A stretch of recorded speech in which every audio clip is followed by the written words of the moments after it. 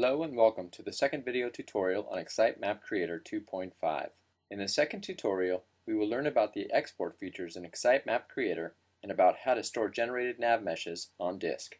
Before we jump into the software, let's take a more in-depth look at the data flow in xaitMap. At game creation time, xaitMap Creator is used to generate nav meshes. Those offline generated nav meshes are stored on disk in the form of navigation mesh XML files.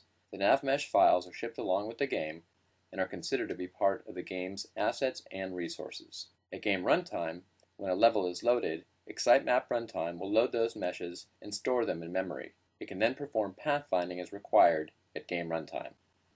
So let's switch back to the software. In the first tutorial, we created a navigation mesh, which is displayed here in the project tree as a navigation mesh node. We now need to export the navigation mesh. In order to do this, we need to go to our project settings. We select our tutorial project in the project tree here and take a look at the project properties in the lower left window. There are two properties for directories. One is the project directory. This is set to xaitMap, which was entered when the project was first created. The second directory is the game directory. This is where our resulting files will be exported to so that they can be shipped along with the game. We'll now need to change the game directory, which is pointing to xaitMap. So what I need to do is choose Edit Game Directory here, which brings up a little dialog where I can change the path to the game directory. As mentioned, the game directory is currently pointing to xaitMap. When I look at the file system, I can see that this is where the file is stored.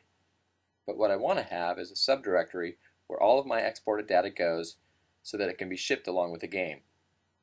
So what I'll do is create a new folder here and call it Export Data. Back in the dialog box, I just append this Export Data directory, and the path now changes as expected.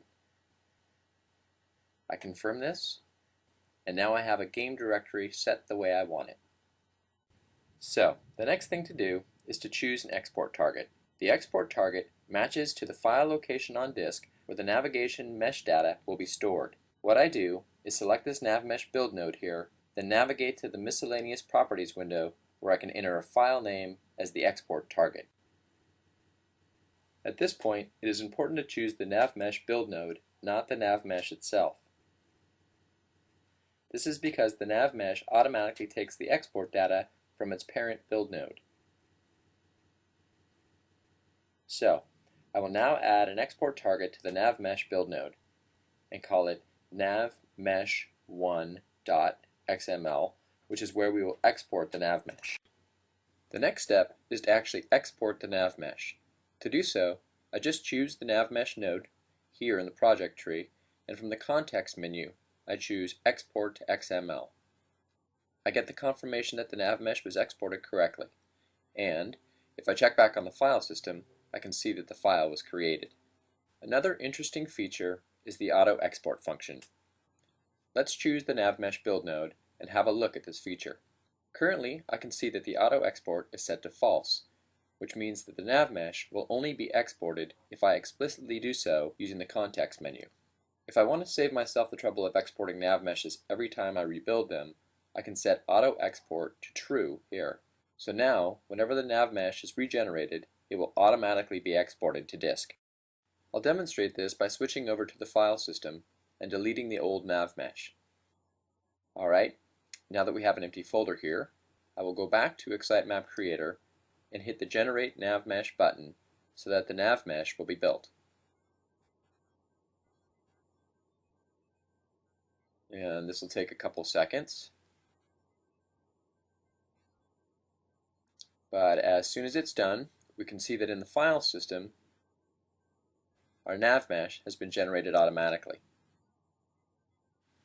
So, let me summarize what we've learned in the second video tutorial. We took an in-depth look at the export features in xaitMap Creator 2.5. We learned how to use the game directory to set the location on disk where the NavMesh data is stored, and we learned how to use export targets to specify the file name. We also had a look at the auto export function that automatically exports NavMeshes to disk whenever the NavMesh is rebuilt. Thanks for listening.